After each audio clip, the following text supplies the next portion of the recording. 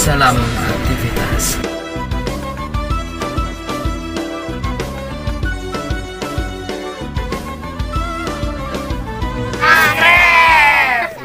Assalamualaikum warahmatullahi wabarakatuh. Salam aktivitas. Ya, sahabat-sahabat sekalian, hari ini saya berjumpa dengan seorang muda belia yang ganteng, tentunya luar biasa.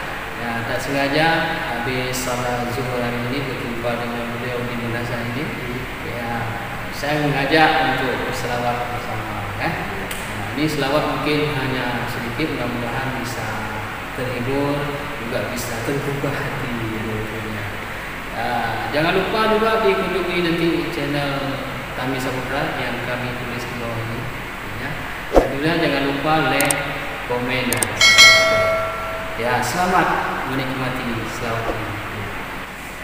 Assalamualaikum, salam sejahtera, gerakan-gerakan Bandung yang seiman seagama, mudah-mudahan berselamat iman, bahagia hidup dunia dan akhirat.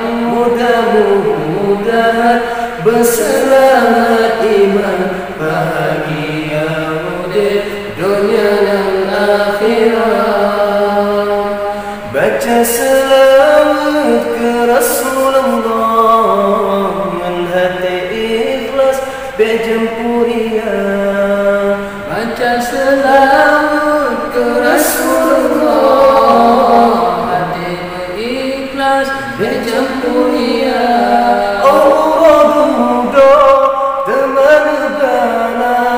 Radatul jannah Nabi kegata, Auraduda teman balas. Radatul jannah Nabi kegata.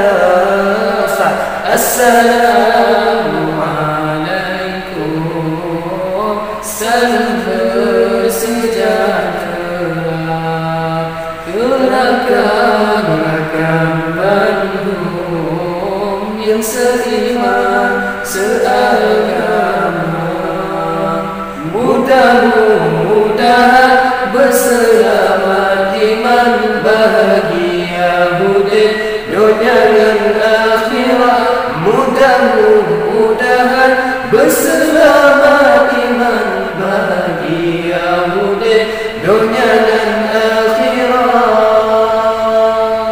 Terima kasih. Ya, terima kasih. Mudah-mudahan terhibur. Sekali lagi jangan lupa like, komen, dan subscribe. Salam.